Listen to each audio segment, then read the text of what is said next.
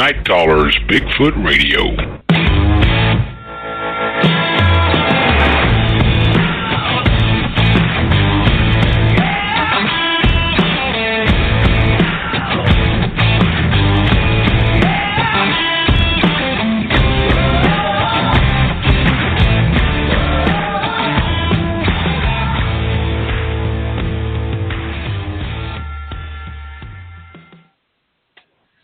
Good evening and welcome to Night Callers Bigfoot Radio. It's February 18th, 2018, and you are here with your hosts, Lauren Smith, Lori Hood, and Ricky Smith. How you doing? I'm doing great. How are you doing, Lauren? Fantastic. Well, we apologize to everyone out there that I have been keeping me. I got the flu. I actually did get the flu, and I haven't had the flu in like 50 years, or 40 years or whatever. So, yeah, it was pretty bad. And it is going around out there, and those people that have it, and I wish and hope that you get well pretty quick. And everyone else, wash your hands. Saying happy birthday twice while you're washing your hands and cough into your elbows and just take care out there. Yes, everyone. So what's been going on, Lauren? Anything new? Not a whole lot new in my world, besides life. Nothing new Bigfoot-wise that I can think of right now. The usual. Well, my friend Rhonda and her daughter and some friends went to an area that we've been to before, and I don't know if you remember me telling you about it, or I don't know if I've told about it on the show, but that we were growled at from a creek. Right, yes. Remember that? Yeah, that was when the next day the Secret Service people showed up and all of that. Well, apparently this individual is still down in the creek and still growling. Well, I've got a new camera. It's a night shot video camera. I haven't tried it out yet, but I want to try it out on this growler. I'm going to get down to the bottom of it. I'm going to find out what is down in that creek growling at everybody. And, good luck to you. Really think about it. What would stay down in the creek? The creek is probably 6 to 8 feet from the tents. It's probably 6 or 8 feet deep, maybe 10 foot deep creek.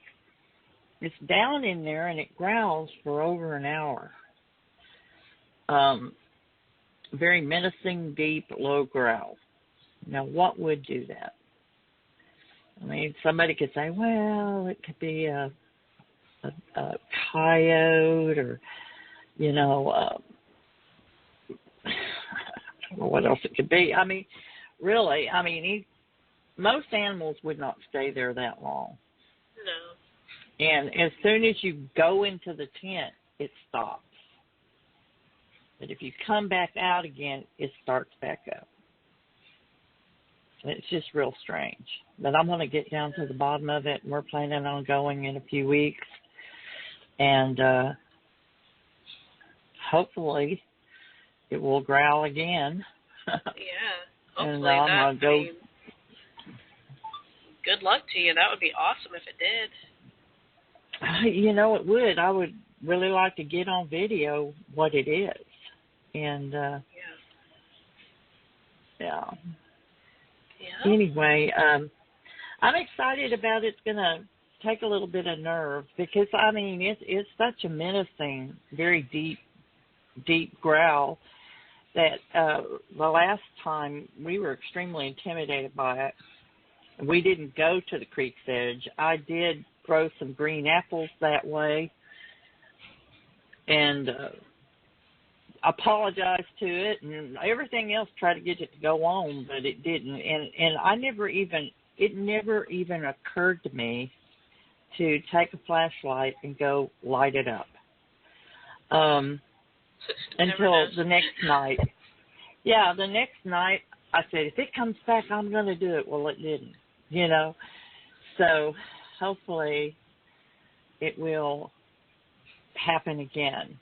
So that's what we're going to do in a couple of weeks. So we're lining it up now. Right now it's raining, and it's just not good time. We have to wait for all this rain to move on out. It's been raining for 3 weeks. It's like I'm beginning to feel like we live in Cambodia or something. But anyway, yeah. Monsoons. I'm so tired of the rain. The sun came out, and I was like, oh, and then it went back by. Oh my God. Yeah. It's been overcast here. It was beautiful yesterday. A little windy, but beautiful here. And really, today was cold and wintry. All of this stuff is coming in from the Gulf, and we get a cold front come through, and it just makes rain, and it gets a little cooler, and just makes rain, and so we've gotten a lot of rain, which is really good in the long run. Yeah. You know, we have it's good for everything.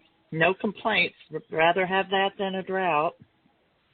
So, anyway, well, tonight we have a really great guest on. We have a great guest back again, Dave Thundercloud. We had him on before, and he was really new in the field when we had him on. He hadn't been researching very long at all, but he was so tenacious. And since then, he sends me, occasionally will send me videos and pictures and such like that where I can keep track of what he's doing. It's amazing the things that he's finding in the state of Maryland. And I'm very impressed with him because he is a real go-getter. He gets out there, and he's just very humble about it all, and that's what I really love about David. So we are very happy to bring Dave back on, and let's see what he's been up to. So are you ready, Miss Lauren, to bring on Dave? I'm ready. Yep, let's do this. Okay. Hi, Dave. Hello, Miss Boss Lady. How are you? I love that. I love that. That's what we call her, too. Yes. Yes. Yeah, that just cracks me up. How are you doing? Oh, we're doing we're doing better. Yeah. I was down for a couple of weeks with the bug, with the flu, and it's really going around the country. But I'm better now, and I feel great, and so happy you're on tonight. How have you been? How's everything going? It's been up and down. It's been up and down. I'm sorry about the flu. I heard that it's really, that flu is really spreading like crazy. We had one child on an unhappy note. Was one of the children in one of our public schools. The child had got sick with the flu on a Friday and passed away on a Monday. Oh, my gosh. Oh, no. Oh, no. And see, that's been happening down here, too. It was like I went to work. I felt fine. By that afternoon, I started getting chilled and feeling bad. And by that evening, I had to go to urgent doc, and I was running 101 fever and tested positive for the flu. And it was just like that quick. And luckily, I caught it right away. And I think that's very important, people. If you start running a fever immediately, get to the doctor. Because a lot of people think, well, I'll just get over this. Maybe you will, but maybe you won't. And it's not something to play around with at all. So seriously, you start running a fever, get to the doctor, because that is likely it's probably flu. So But you've been okay, David? You haven't got it at all, Dave, huh? No, ma'am. Thank you for asking. No, I have not. I used to get the flu like twice a year, and for some reason, after I learned to kind of deal with it and fight it, I don't. If I start to feel funny, I get that cough medicine, Dayquil, NyQuil, Theraflu. Yeah, I tell you, boy, that thing will really put you down for about a week or two. Once it really sets in. Yes. You can tell and when that it is comes really on. true. I thought I was never going to shake it. I mean, once the initial symptoms were, diffused by the Tamiflu, which I highly recommend that, but I still felt very weak. I felt lousy still for, probably a week. And, yeah, so it's nothing to play with. Okay, so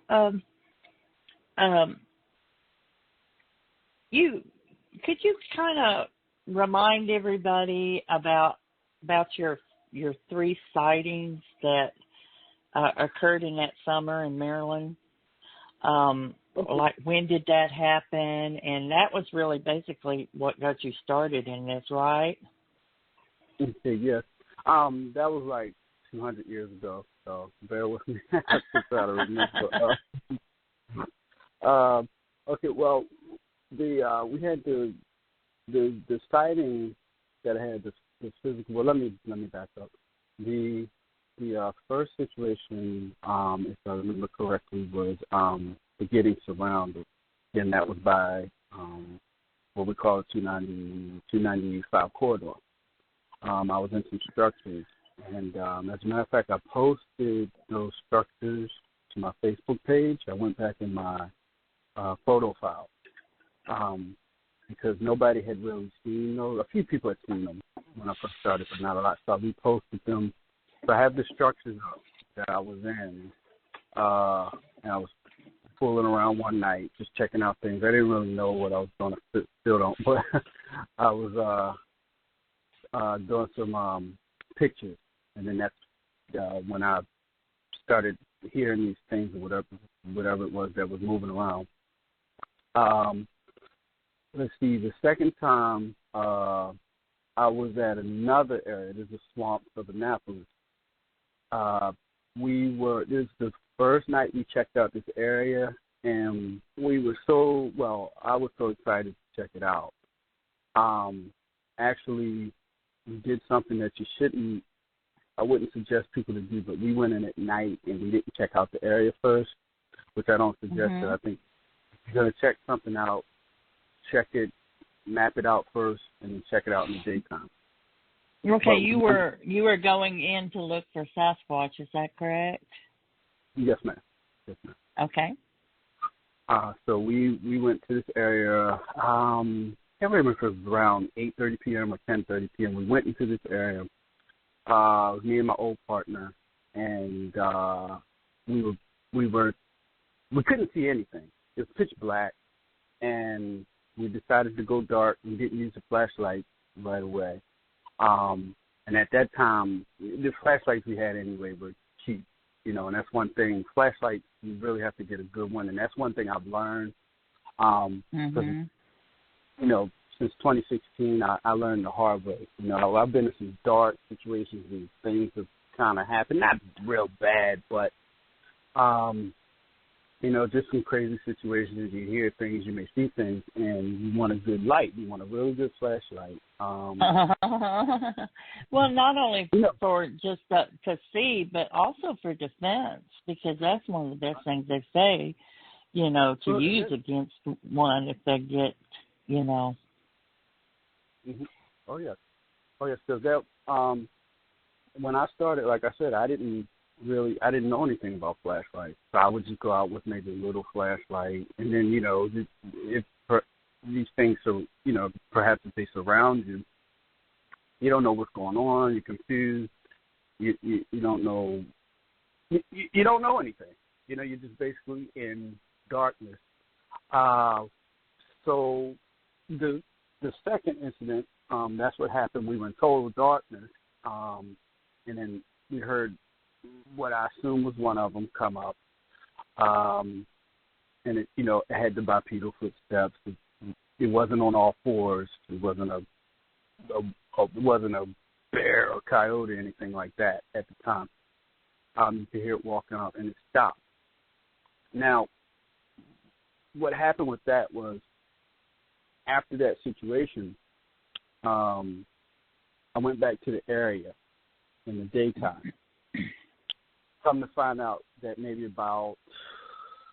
probably about 25 feet, there was a structure, a deer blind.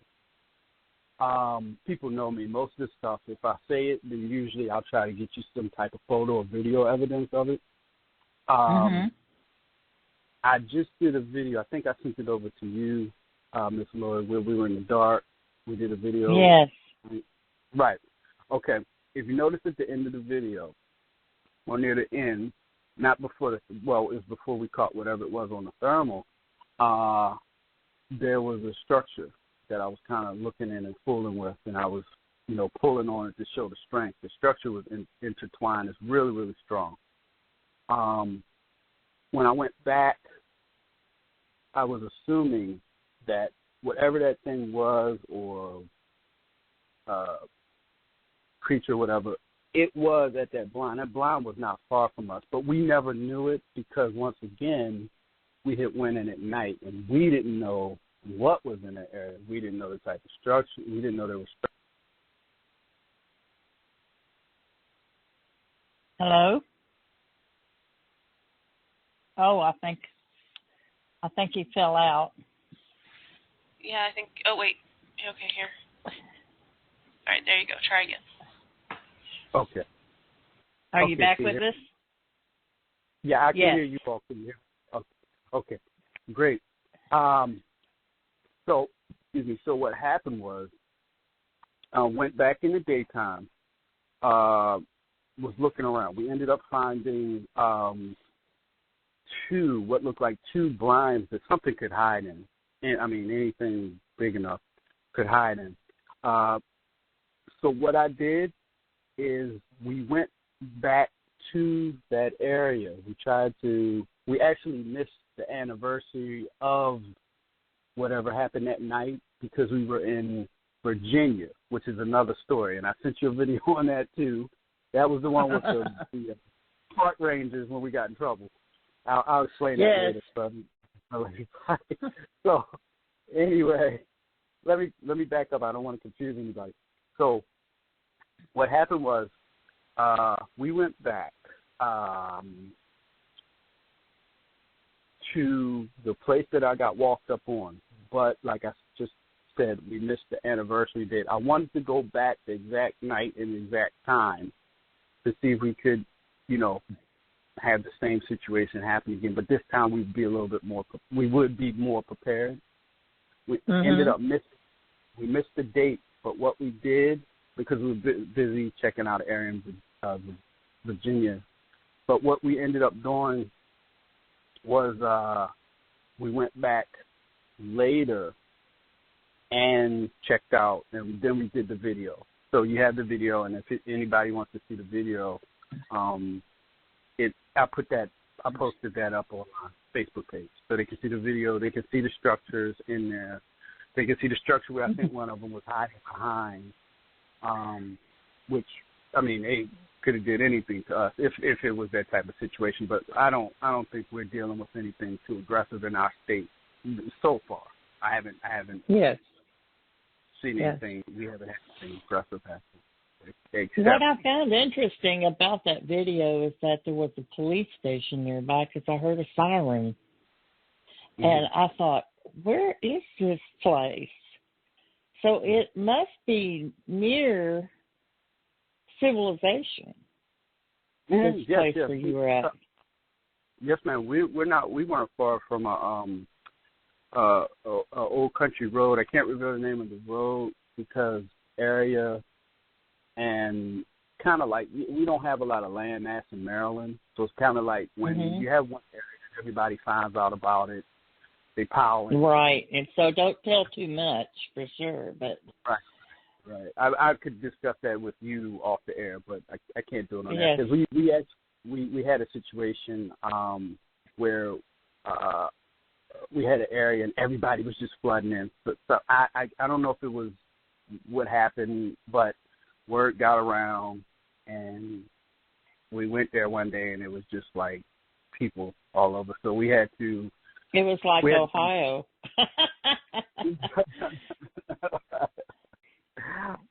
Oh, yeah. So it's I don't know what you call. I don't know if the proper word would be politics or whatever, but yeah, it got kind of infested with some researchers. So we had to move on. That's the unfortunate thing. That kind of forced. We almost feel like the Squatches ourselves because we're being forced out of our area. Oh man. So, but yeah. So anyway, back to this area. This is a swampy area in Annapolis, Maryland. Once in a while, you may hear you know, like you heard, you may hear the police because we were near a road, which was really good because it was like, okay, if anything crazy happened, you know, we can get quickly out. Because sometimes, you know, when I first started, you know, I was solo, and sometimes I would be in an area so deep that it would take so long to get out. You'd look 2-3 hours to get out of in the dark. That's not good. No, it's not. It's not. We just had a situation. We went to Paw Paw Mountain, Virginia, and we had went in the daytime, and everything was fine. And we came out at night, and I mean, it wasn't any action, it wasn't anything going on, but it took us probably at least 2 to 3 hours in the dark to get out of there. And I mean, we were just going up hills. We didn't know. We were looking at signs because fortunately we weren't at a natural environmental area. We were at an area that had, you know, signs, and it was made for hikers. But we had to investigate the area. We still wanted to investigate the area just to see.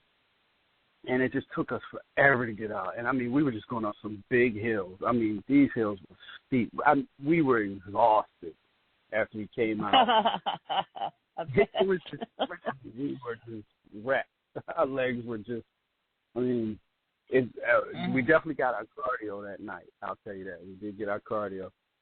But it was too extreme. It was just too extreme.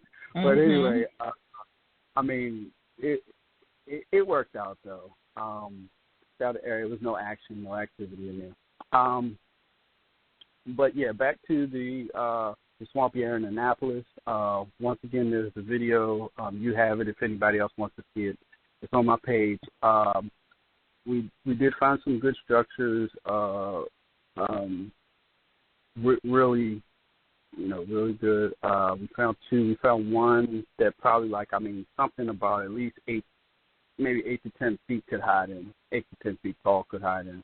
Found another one that probably wouldn't cover 8 to 12 foot tall individual, but unless they dip down, you know, it might. But but it was good. We found and I posted some pictures. I think I put the pictures up. We followed a power line before we did that video, while we still had daylight. We followed the power line, and we thought everything was going to be smooth sailing, and we found out it wasn't. What we did is we followed the power line in this swampy area, and what happened was we hit a thicket of sticker bushes, and it wasn't those fresh green ones. It was those black ones, and you know when they get black and dry, they get like metal. They cut you like metal. So, man! And it was just, we were stuck between a rock and a hard place because we had got down like a little hill. It was a stream. The stream it was mud and dirt all around it. So it was like as soon as you stepped on this mud, and it was soft mud. So it was as soon as you stepped on this steep incline, we had to hold on to whatever we could because we were so deep down in this incline that we didn't going to have to try to get back up because it was a thicket of sticker bushes. So everything you grabbed was oh my God. you were grabbing sticker bushes to keep you from. We had to basically grab rocks and sticker bushes to keep us from falling into this river. So oh man, we got through the river. We finally somehow we got down this into this mud. We got over the river. And then we hit another thicket of sticker bushes, and it was just all over after that. We were like, there's no way we're going to get through there. If we go through there, we're going to be cut up beyond belief. We're definitely going to be having to find some kind of country road layout and just call 911, even if we could get reception. So that was out of the question. What we did, we ended up foregoing the sticker bushes, and we made like what I could say a hard left, and we ended up making our way into some woods. We had to cut through a few sticker bushes, but not as bad as if we had kept straight. So we ended up in a nice little pine wood area, and then we made our way around. We continued. We found an opening to the power line. Once we got down this power line, that's when we started to hear something, which was good because it sounded almost exactly what had walked up on that one night when we went. I'm not sure if it was I think it was 2016, and I think we were about to go over to 2017. So it might have been. I think it was. So what were you hearing? We just heard footsteps. We heard footsteps. Okay. And we heard footsteps, and I asked my partner. Fortunately, he had a headlamp. But I had a real powerful flashlight. This real nice one. I carry it around. I'll send you a picture of this. I love it. It's this little thing, but it's so powerful. I carry it all the time. I love it. But I flashed the light in this area of the woods near the power line. Didn't see anything. So what we did is we just kind of sat out for a while. The footsteps stopped. So with these individuals, creatures, whatever you want to call them, Bigfoot, he could have been viewing us from anywhere, or she could have been watching us. We wouldn't have known, and it was right. Darkness is their greatest weapon, so it was no use in trying to pursue it because it had total control over the situation more than we did. So we just sat there. We decided to sit there and just see if we could see any movement. Obviously, check for eye shine. Nothing. The sound stopped. So we sat there for a while. I think we did probably we waited for about an hour, and then we decided it's not, and we're not going to do too much tonight. So we just went ahead and we headed out.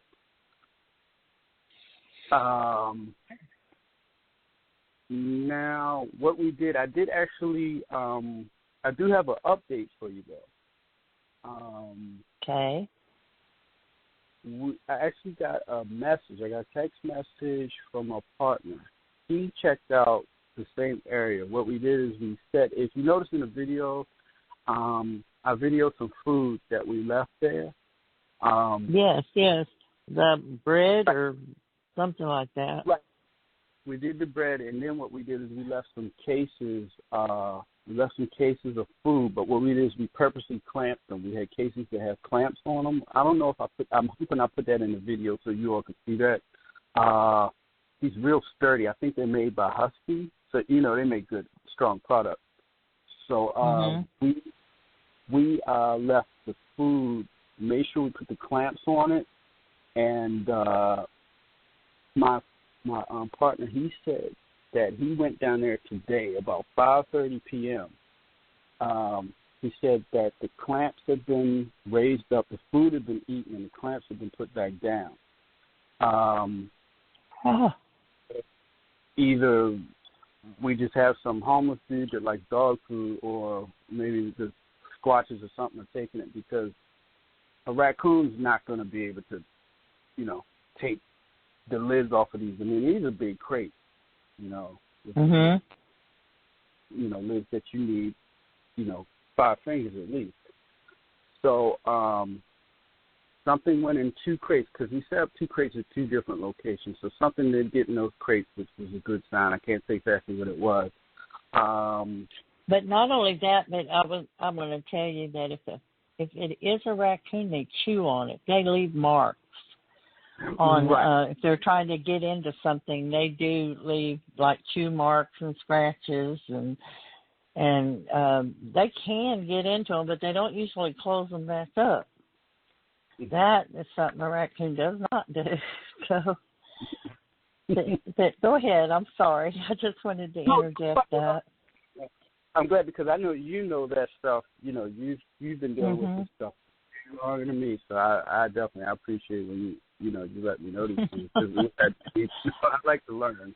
You know, and I need to learn. Well, I know this from our trash cans, because the coons would try to get into our trash cans, and they would just chew them up, gnaw them, trying to gnaw holes into them, and trying to get to the trash. And so, and you would catch them out there, and we have some big coons here. They're as big as our dogs, bigger, and they're monster coons, So, yeah, right. If they ever do get it open, they don't put the lid back on. They just don't. And they don't put the clamps back either. So, but yeah, go ahead. I didn't mean to interrupt your story. Oh, no problem. Yeah, well, the coon situation, actually, I had a raccoon as, I had a raccoon as my roommate for a while. I had one up in the attic, and the coon terribly, oh my goodness, I couldn't stand it. Oh my goodness. And it was a mother.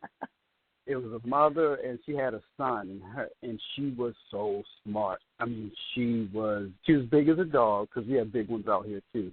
And I just couldn't stand it, but she was so smart. And she had a system. Before I would come home from work at night, she would come down the street, the sidewalk. I mean, like, this was actually her house. She paid rent. That was just crazy. So she would come down the street, climb a tree, wait for me to park, and not look. And then she would slip out of the tree, run through a fence. She would open this it's a wood fence to my backyard. She would open the fence, and then get up the drain pipe and run up into the attic. I mean, she was just so smart. And then when I would leave the house and go across the street, because my neighbor, he's physically disabled. He's a senior citizen. So sometimes I'd go over there and help him with stuff. She would look. I could see her from across the street. She would come out of the attic and look directly at me. Because, raccoons are smart. Very, very smart. Very, very. To see when I was coming back across the street to come back home. Very smart. And she would look. I mean, she was huge. I think I'll see if I can get a picture of her. I think I took a picture of her. Yeah, and her son or her daughter, they were as big as a cat. And they would just walk across the roof at night. I'd say, cat, get off the roof. And they just look at me like it was nothing and just keep walking. It was just so crazy.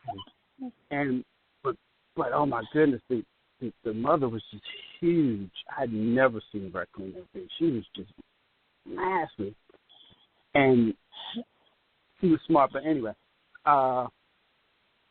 Yeah, now this is what I'll do. I'll read to you the report that my partner sent me. He said the first container, the lid was forced off and the hinges just popped. On the second container, the hinges were open and the food was gone. Okay, so I'll have to double check with him and see if they were put back. See if they were put back on top. He said he left another bag of food. He saw blue eye shine, and because this was 5:30. Okay, so if he was still up there, and he texted me at let's see, what's the time stamp? About 9:04. So it's dark. Okay, so he could possibly see something. Okay, so 9:04 p.m. Okay, so that's what's going on in that area. Let's see. Where have we gone to? Okay, well, we went to Virginia, Paul.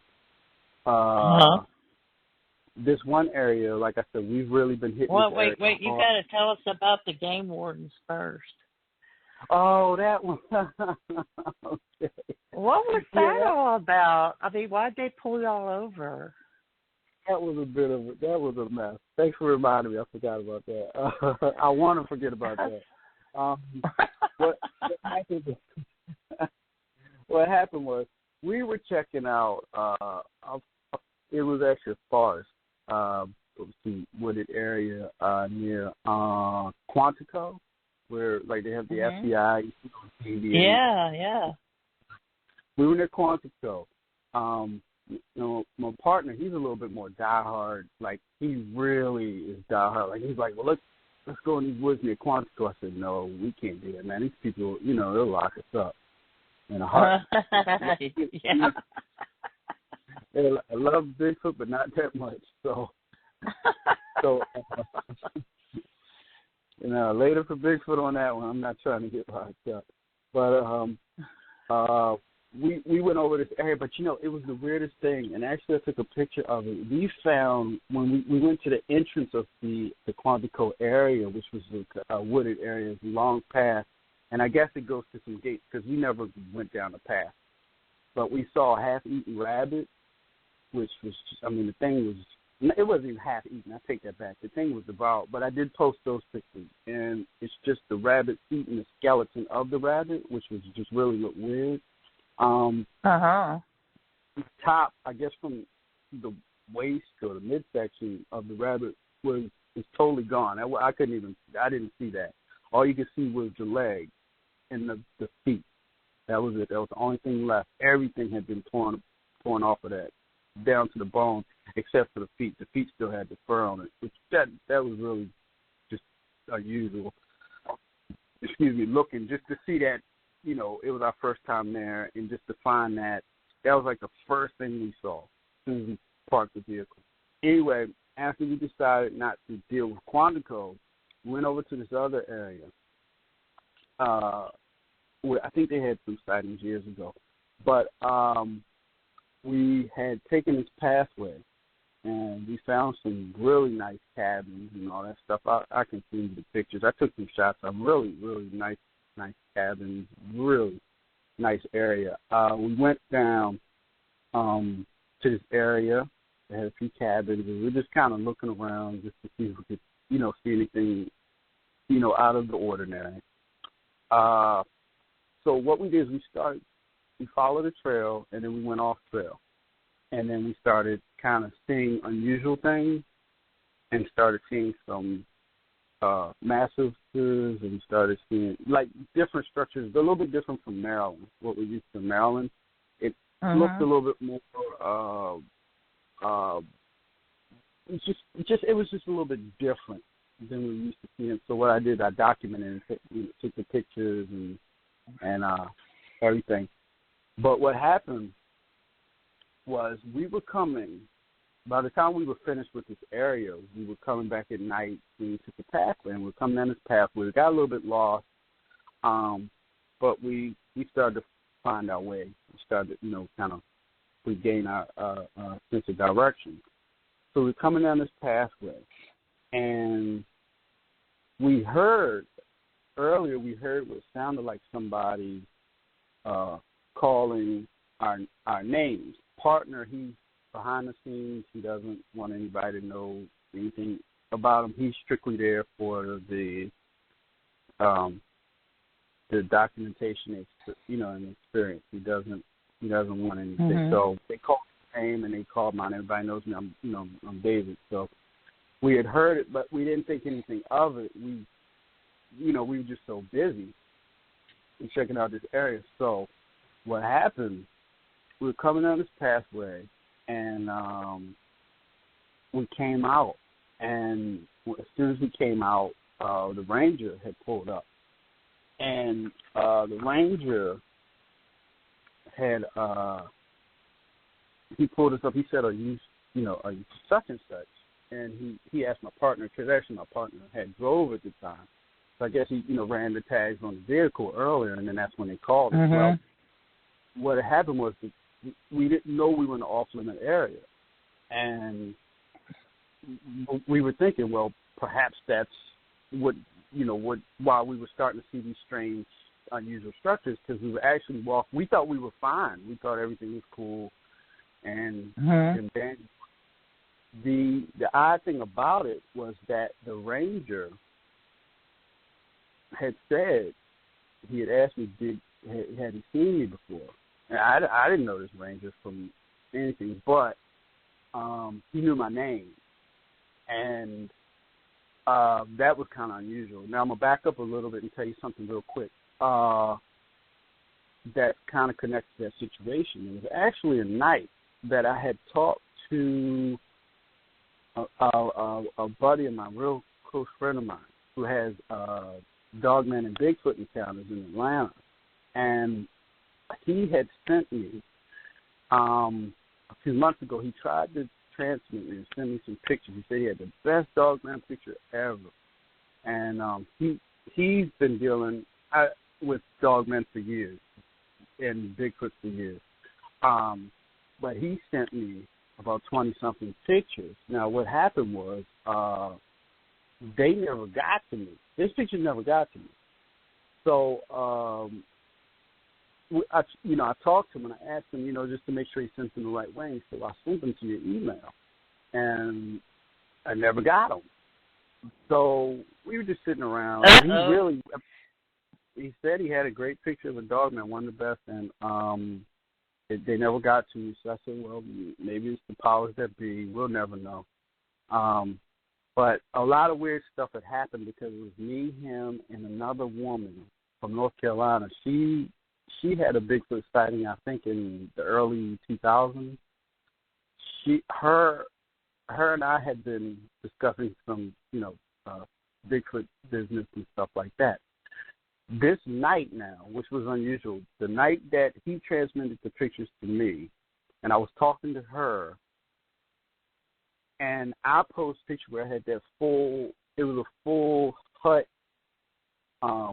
which I'm assuming was a squat domain. It wasn't a TP structure. You couldn't see in it. This thing was livable, where you could actually go in there and bunk down for the night. Anyway, when I decided to post this picture, what happened was I posted the picture, and once I posted the picture to my site, what happened was when I went to my Facebook site to see if how the picture looked on the page, it wasn't there, which was like, this is just crazy. This is a real crazy night. We just didn't know what was going on.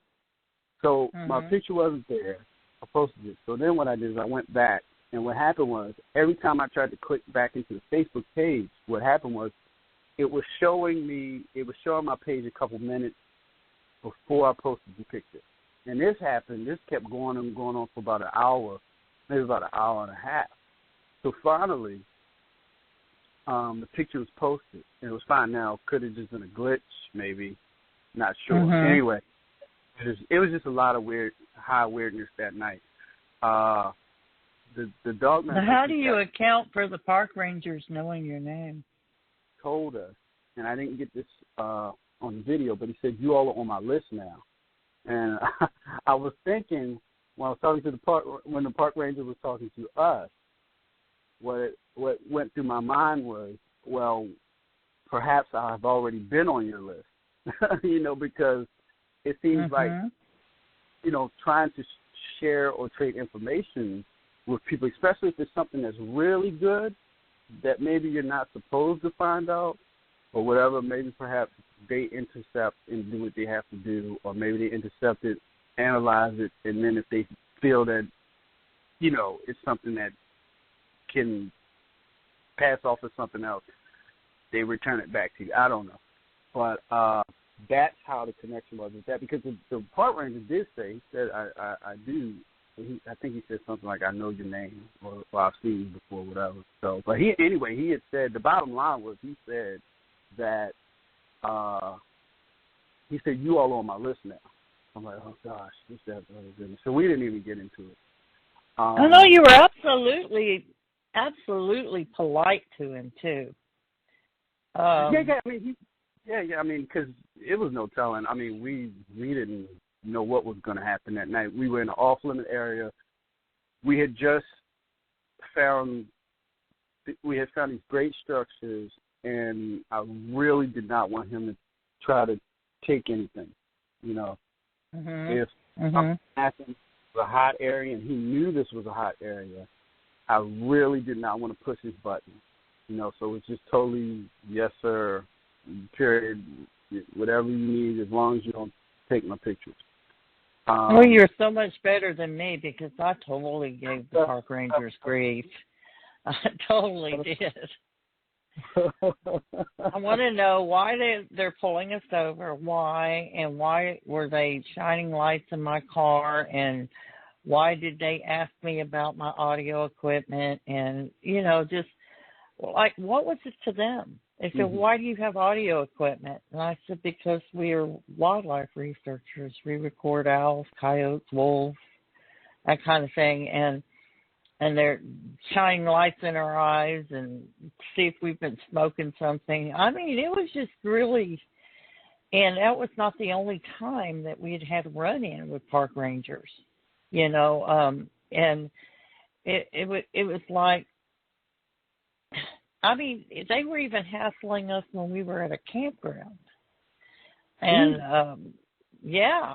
And it wasn't just us. It was our neighbors, too. And I knew they didn't know anything about Bigfoot. And it was just, I felt like my opinion of it was there was something going on. Because I kept asking them, why? Because it said federal police on their Kevlar jacket, on vests. The federal police. Now, why would the federal police be at a state campground, at a state park? You know, I said, well, is there something that we need to know about? Should we be concerned? Because it says federal police, and when you look up federal police, it's part of the Secret Service. And they say, well, we're just assisting the Parks and Wildlife.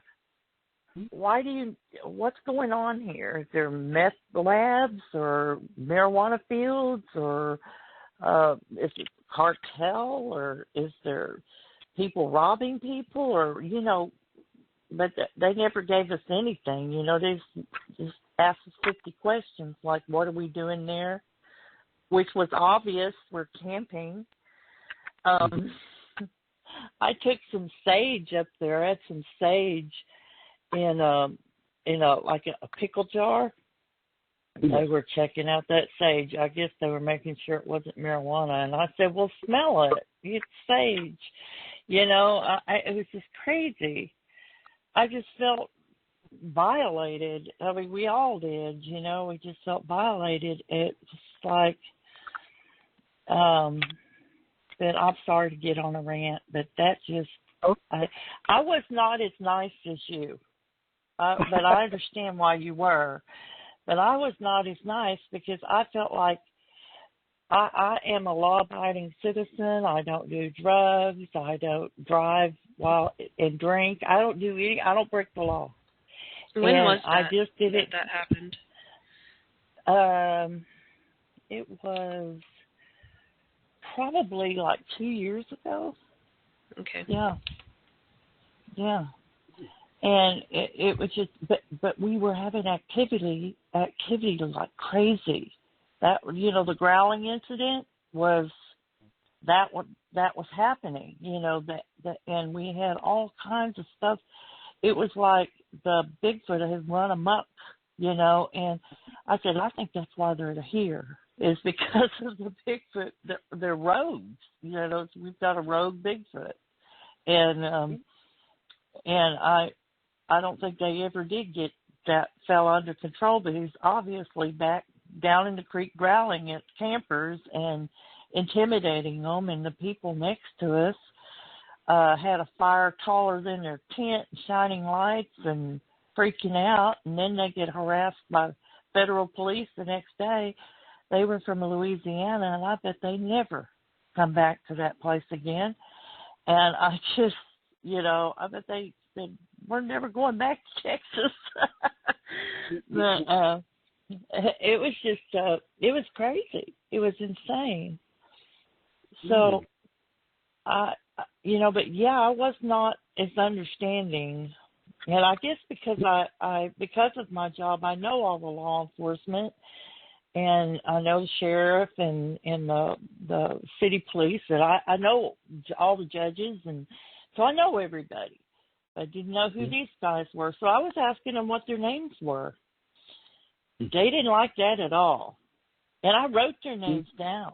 They didn't like that at all either, but, they didn't have any right, I don't think, to be harassing people without giving them an explanation. So, no, I wasn't as nice as you, Dave. You were just, yes, sir, no, sir. I was, so impressed. I said, your mama raised you right. My parents tried with me. That's right. Yeah. But so they ended up letting you go without incident? They didn't search your vehicle or anything like that? No. I think they were about to. They asked. They were like, "Did you have any weapons or anything?" And we didn't. We didn't have anything on us. So we just carried Bowie knives and stuff. Just like for snakes or coyotes or whatever. But they had mentioned it. You have any weapons in your vehicle? We said no, we don't have anything, which we didn't. But it was. You will find that with most Bigfoot researchers, they are pretty clean cut. The worst thing they might do is trespass without knowing it. That might be the worst that they might do. But so I'm glad they let you go. That definitely. Thank the good Lord. They let us go. Wasn't any foolishness or anything.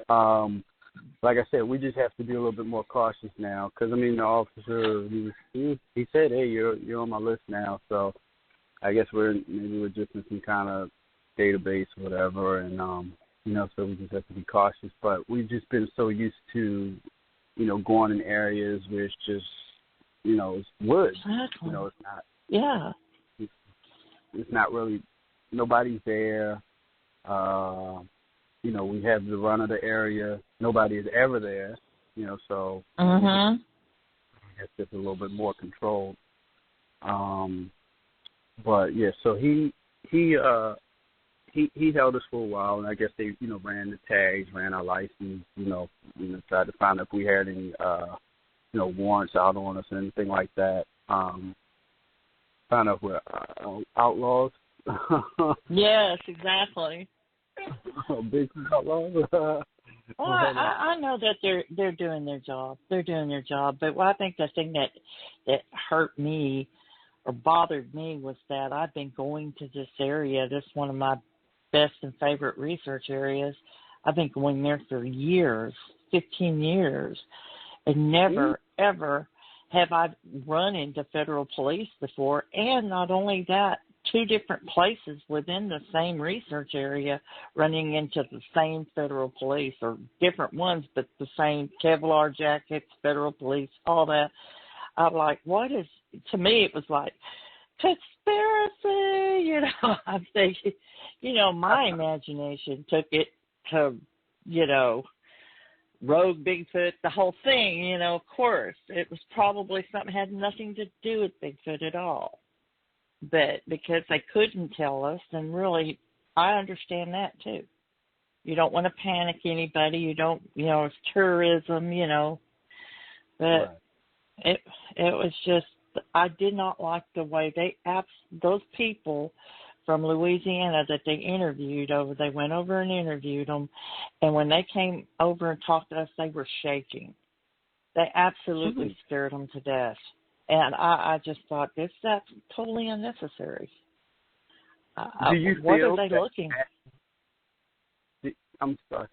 Do you feel that that might be why those federal police are there now? Because if those people to you, and they're starting to say, okay, well, like you said, there may be a rogue Squatch running around. Do you think that perhaps now they're starting to check this area more? I'm beginning to think that it had something to do with that, because we had camped in that area many times and never had the kind of experiences we were having that particular night. It was like things were out of control. And the fact that they were terrorizing the people next to us, and then when they finally went inside their tent, it moved down the creek to our campsite. It stayed down in the creek just growling. And I know they were hearing this. We thought, we couldn't figure out, we were over there watching these people because they had a fire that was, their tent was blocking the fire, but you could see the fire above their tent. That's how we were thinking. We were laughing because we thought, really, that's ridiculous to have a fire that big. And then they were shining flashlights everywhere. But what are they looking for? And we didn't understand what was going on until finally they went into their tent. And then about 5 minutes later, we realized what was going on, because it moved down the creek to our camp and started sitting down in that creek bottom growling and not going anywhere. So I don't, and then, the federal police the next day. I put it together, but I don't know if I put it together right. It could have been something else entirely. But me, with my imagination and conspiracy theory tendencies, I kind of wanted to throw it all in, that it was all together as one, but I don't know. Do you think that perhaps that those campers that talked to you all had perhaps filed a complaint or something with the campground? Well, now maybe so. Maybe so. But we camped at another area about 10 miles from that area that was completely primitive, and there was no one else there but us, and the federal police showed up. That's where I had the sage, and they checked it, and they looked in my tent, they looked in my car, they looked at everything there. Like, I don't know what they were searching for, contraband, guns, I don't know. But it was very unnerving. Yes. Oh. And there was no one else there that time. So, and then the time we got stopped, we had been down at another area in the same 10-mile radius. When we got stopped, it was like a roadblock, and we got stopped. And they said that they were looking for underage drivers drinking, that this was a popular area for underage drivers to come down there and drink. Well, we have been, and I know y'all have heard of the infamous dead end. Well, we've been at the dead end, I can't tell you, probably 50 times, and there's never anybody that comes down there at night. No underage drivers, no parkers. Back when I was a teenager, we used to go private places, to party and neck and all this kind of stuff, out in the woods, but you don't ever see that anymore. I think kids nowadays get motel rooms, they're a higher class, I guess, than we were when we were teenagers. But you don't run across parkers anymore like you did when you were a teenager. When I was a teenager. Of course, that was a long time ago. But I've never, ever seen anyone down there, and I just thought it was very strange for them to be set up on that very road of the dead end road, and it's just a long road down and dead ends, and there's never anybody down there. Well, so why they would park there of all places? It just didn't make any sense. Well, now you're talking about the park rangers that park by the dead end? Yeah. Okay, yeah, because they were on the road to the dead end, but there's nothing, where they were at, there's nothing at the dead end. Eventually, you get down to the very bottom. But I guess maybe it was what they were doing. Because I asked them, I said, why are you stopping people? Why did you stop us? And they said, we're looking for underage drivers. But that's when they saw the recording equipment in the back. They asked all about that. What was it for? What do we record? Did we get any recordings? That kind of thing.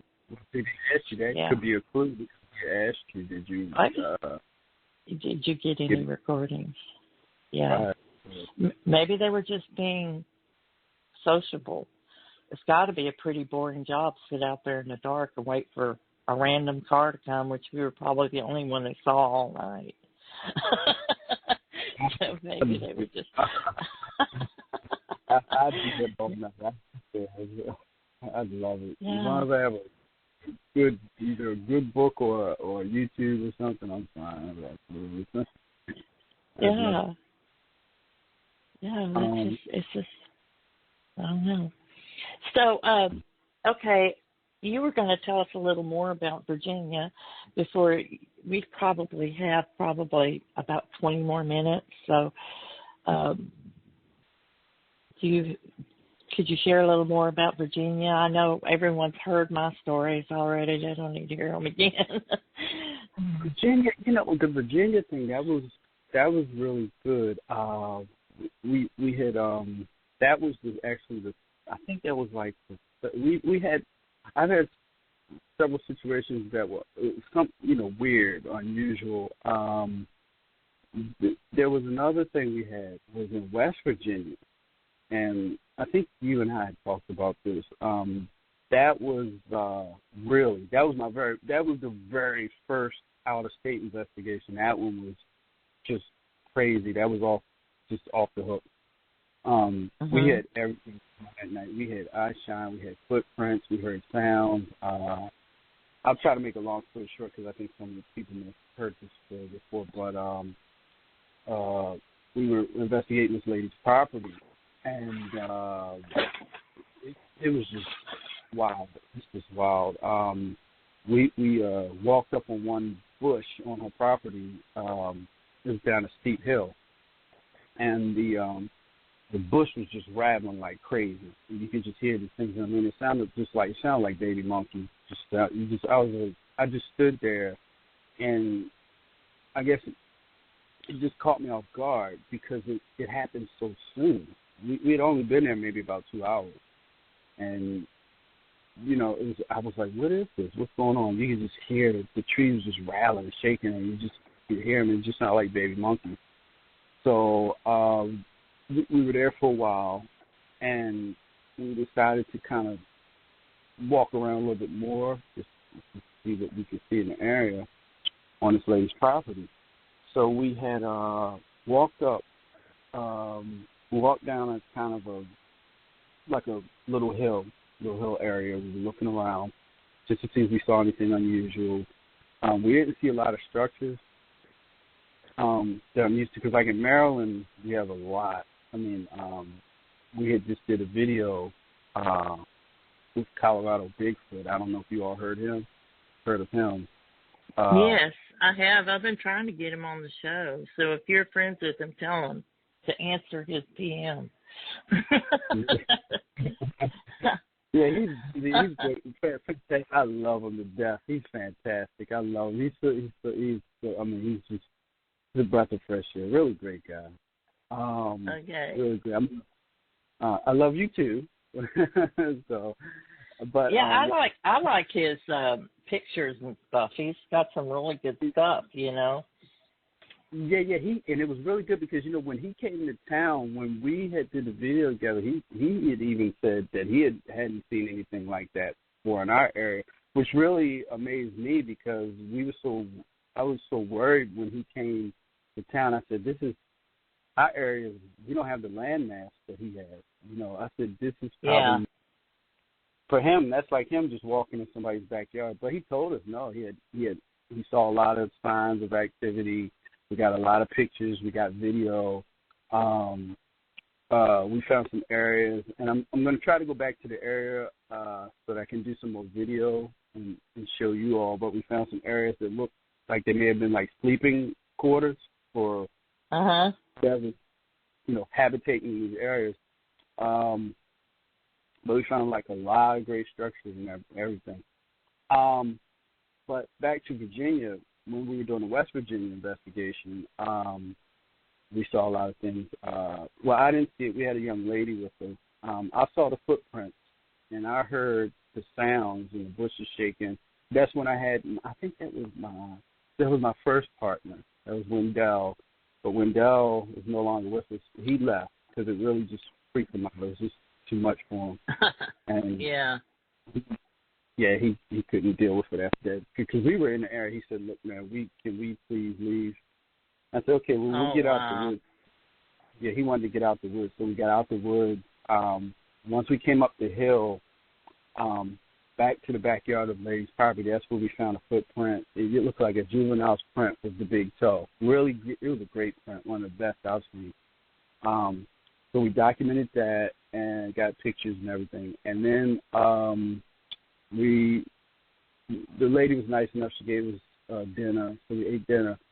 We came back out. We had a young woman with us at the time.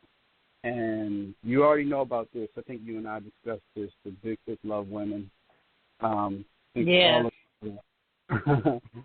So that was Shawnee. So when Shawnee went outside, she went outside and take a smoke break. And then things got a little bit even more haywire because she had like 8-foot eye shine.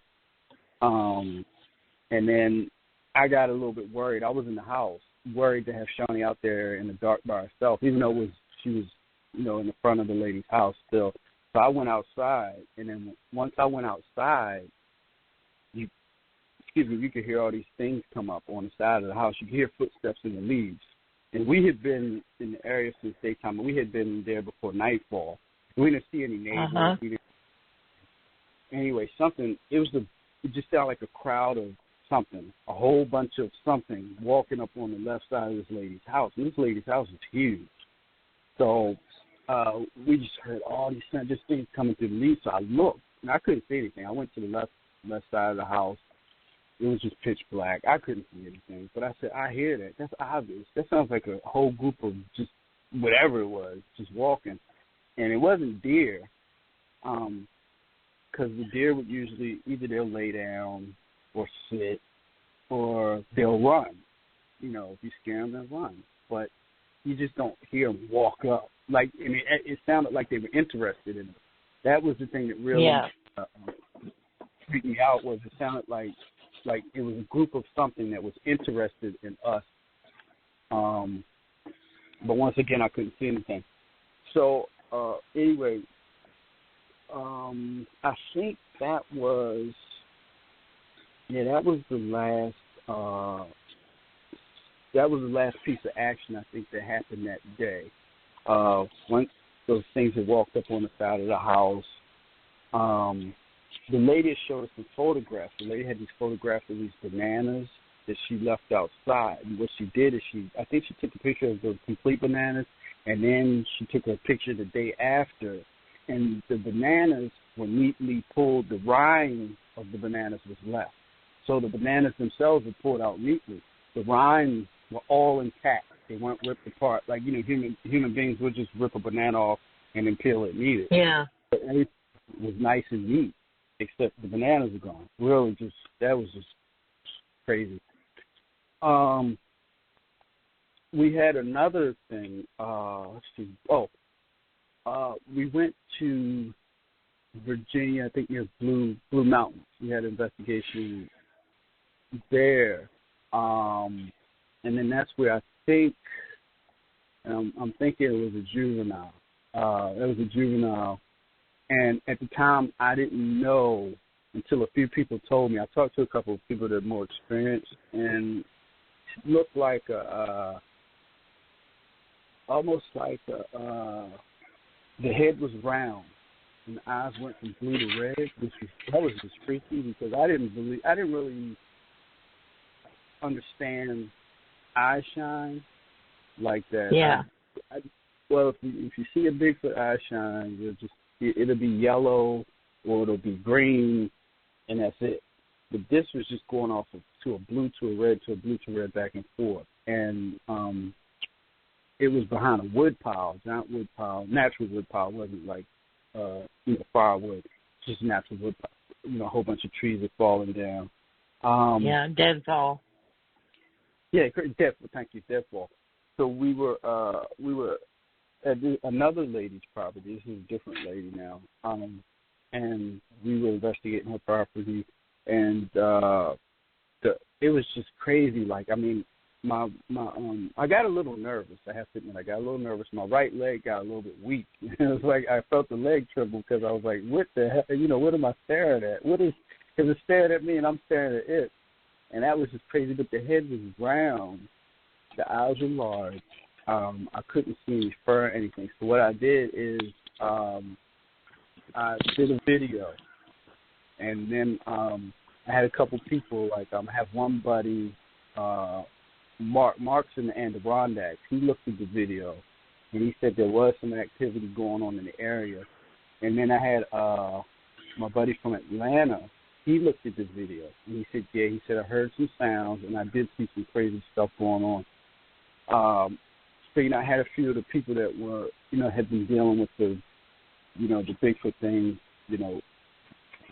for a long time, for many years. They were looking at the video because I said, well, it was just a lot going on. And the people that I was with that I was investigating, they said that they heard some whoops, they heard some sounds, they heard some tree knocks. And this place was high up in the mountains of Virginia. I mean, it probably took me, I think when I went up there, it probably took like maybe 2 hours just to get up this mountain. I mean, it was just steep. It took forever. But anyway, that was a little bit of action in Virginia. Virginia's great. I like Virginia. It can get a little freaky out there when you're dealing with people. It can. And I mean, it really just, it's crazy. Hopefully, I'm really trying to get to, I really want to get to, it's the area, it's a place in Maryland. We will actually get back to, because we already went there. It was Garrett County, Maryland. But there's some more areas out there that we're checking out just to see. But what we're doing is we're checking out areas that are habitable for squatches. We're not, certain areas we're not doing so much sighting. We're just doing areas that are habitable for perhaps maybe a group of 4. Not so much just worried about sightings, because sightings can happen. It's a gamble. It's like the lottery. Okay, it could be there in 2014, and you won't see anything for 10 years. So. Yep, that's exactly right. You can't go by sightings. You really can't. Yeah, we tried to kind of slow down on that, because some of the guys that want to go with us, they say, well, when was the last sighting? Okay, well, that sighting could have been in 1994. Right. It's not guaranteed that it's still going to be around, or even if the person really did see something there, Right. You could have something where these things, these Bigfoot, they were just passing through. Yes. I know through Maryland it passed through, and one of the things is that because we're nestled between Virginia and PA, and I think that's why certain periods of time, especially the winter, we start getting what I like to call high weirdness or high strange. We'll start getting more. We'll start getting more structures. We'll start seeing more structures. We may start seeing more prints and things like that. But that's one of the reasons why I think we have the activity we do. I don't think we would have a lot of activity if we weren't so close, right next to Virginia or Pennsylvania. I haven't really heard anything. Have you heard anything, Ms. Laura, on the sightings? Because Pennsylvania was doing real good with sightings, weren't they, for a while? You know, I don't know because I haven't got to interview too many people from Pennsylvania. So, but I would think because there is so much rural areas in Pennsylvania and so much forest too. You know, I would think it'd be a good place. But you know, it's just like the county that I live in doesn't even have any sightings. And I've had 2 sightings while I've been here, and well, there's been 1 sighting that's on BFRO for this county, and I know they're here. You know, so just because there hasn't been a sighting doesn't mean that they're not there. Because it's kind of like you said, you look for the habitat. That's where you're going to find them. That's right. It looks like a good spot. I mean, and I always, you know how Boggy Creek Boggy Creek, I think it's Smoky Crabtree said they always follow the creeks. Well, that is really true. If you look for a water source, you're going to probably, and if you've got a water source, food source, and cover, they're probably there. Right. So. Yeah, that's it's a mystery. You know, I mean, it is. We don't have hardcore facts on you know, why are they in the area? You know, we're assuming, okay, well, it's one of a few reasons. It's for food, like you just said, for food, for water, for shelter, for living, and how long do they stay in these areas? I know we had a situation, one area that was kind of I like to call a small town hotspot, where the lake was depleted. Whatever this big squatch was coming in, the fishermen had seen it, and they had been seeing it. And the squatch would come down in the morning. He would get his breakfast. He'd get his from the lake, and after I tried to check out the area a few times, I noticed that this lake, the food was depleting, like the ducks. You didn't see ducks. You didn't see the amphibians. You didn't see. It really just started to go down. It just wasn't plenty. Like this thing was depleting with the lake constantly. The beavers were gone. All you could see was the beaver shelters. You didn't see the beavers, and it was just crazy. So I took a guy out with me. We were doing some video together and taking some pictures, and we went by this lake and went behind in these woods that were right by the lake, that the people had said they had seen this thing. So we saw a few things, a few structures, not as much as I thought that we would find, but we did find a few unusual looking things back there. We haven't gotten any reports from that area. I checked on it like every blue moon. It's near a research facility, which that makes the plot thicken, so to speak. But it's near a research facility that's locked off. And I'd love to get up in there, but of course that would be it to me. I'd be locked up forever. But anyway, it's the area. One of the things about Maryland, let me back up. One of the things about Maryland is that the good thing that we have going for us is that a lot of people won't report the sightings, but the bad thing is that if you don't report the sightings, then we don't know. Somebody could have an active area. Exactly. But see, the problem with Maryland also is that if you report it and there's more sightings, what happens eventually is they start to cut these places off. And then if it's the area that had something unusual happen, you go back a couple months later, it's fenced off, no trespassing. So they're really pushing. So, right, it's really, really hard in Maryland. That's why sometimes I like to just check out the things in Virginia and And I'd love to get up to PA. I mean, go up to PA. I'd love to do that. Yes. Well, you know that video that you put up, the one that it was almost like a movie trailer. Do you know which one I'm talking about? Yes, ma'am. How did you do that? Well, that was really good. Do you have a program or? No, you know what? I didn't do it. Actually, my cousin Jamal Terrell, he's real good with that techie stuff. And oh man, he is awesome. He's very good. He's very good. And as a matter of fact, I have to have him on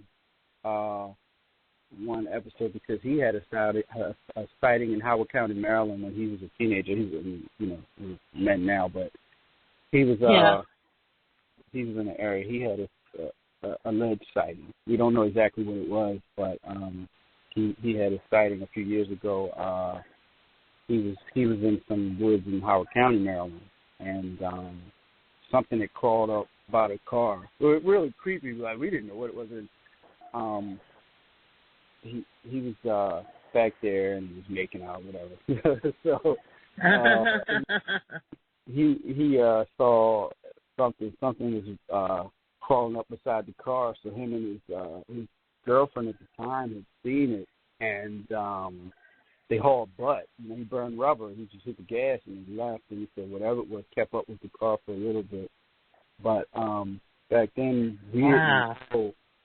Yeah, we didn't know, about the Bigfoots. We didn't know if it was real, if it was not real. We didn't know anything. So, I mean, there's no time. But I will tell you this, though. The funny thing about it is that when he had that incident, he was near an area that was called Route 100. And the listeners can look it up. If they look up a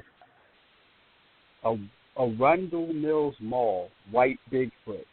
We had a sighting there. I think it was, I'm not sure it was 94 or 2000, but this area was all like pine, like just all miles and miles of pine forest.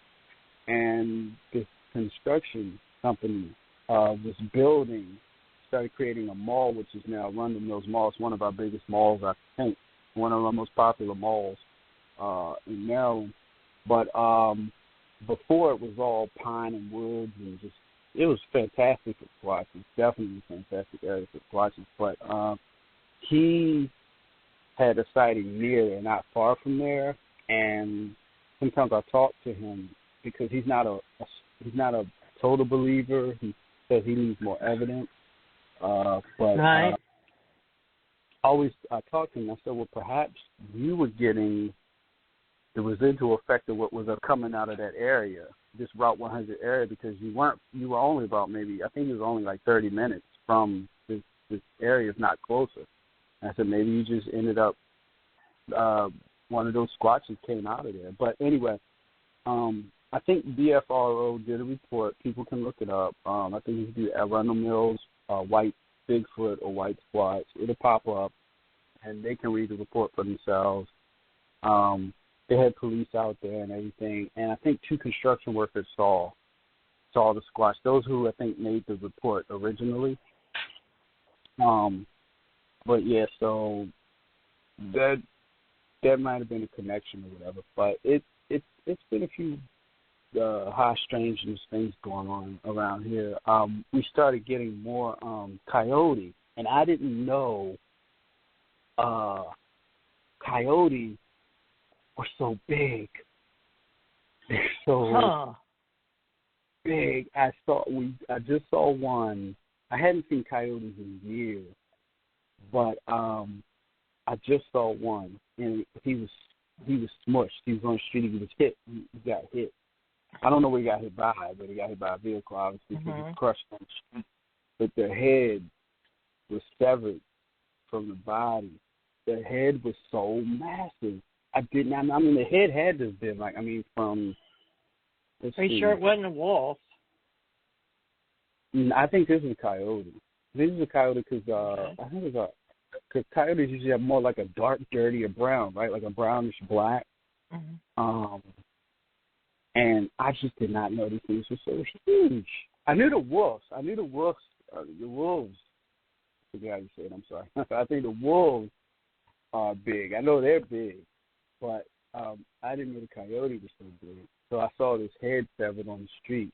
Because we're starting to get. It looks like we're starting to get more coyote. We have a coyote. He's running around somewhere. Or her. I'm sorry. I think it's a her. But we have a coyote running around here somewhere, and I've been trying to see. I want to see her real bad. She's back in the area that we researched, in the swamp spot, Annapolis now. I'd love to see her, but anyway, I think we're starting to get coyote. I know we have wolves. I think they're. I'm not sure if they're in PA. I think some people said they're shooting in PA. I'm not sure if it's Virginia, PA. I think it's PA. But yeah, so we're starting to get a few crazy things out here. Okay. Well, Dave, we have 4 minutes left. 3 minutes, actually. I just wanted to say thank you so much for coming on tonight, and I really enjoyed it. As always, I really, really enjoyed it. And keep in touch. And we do want you to come on and guest host. I'll get a hold of you on that and have you come on and guest host for your asking the questions. And I think you'll enjoy that. But we need to go ahead and call it a night, if that's all right with you. Yes. Thank you so much for coming on. Thanks, everyone. Go ahead. Go ahead, Dave. I'm sorry. Where's Lori? Like, I haven't heard her all. Where is she? I'm here. She's got a runny nose tonight, so she didn't want to offend anybody by blowing. Yeah. And I didn't. Yeah. You could have added more excitement if you had been blowing noses and coughing and sneezing. Oh no! No, I didn't want to, overrun your amazing commentary there with. No, I need the amazing sound effects. Oh my goodness! Well, at least I didn't play all night. Oh my goodness, Lord. Yeah, she said she thinks it's just allergies. I hope that's all it is. So, yeah. I hope you feel better. Yes, I do too, Lauren. Yeah. Well, all right. Everyone, we want to thank you all for listening to our show tonight, and we'll be back next Sunday night at 8:30 and Central Time. So we encourage you to join us. And Dave, again, thank you so much for coming on. Really, really enjoyed your interview. No, thank you. I appreciate you both, and I thank you all for having me and letting me kind of tell what's going on.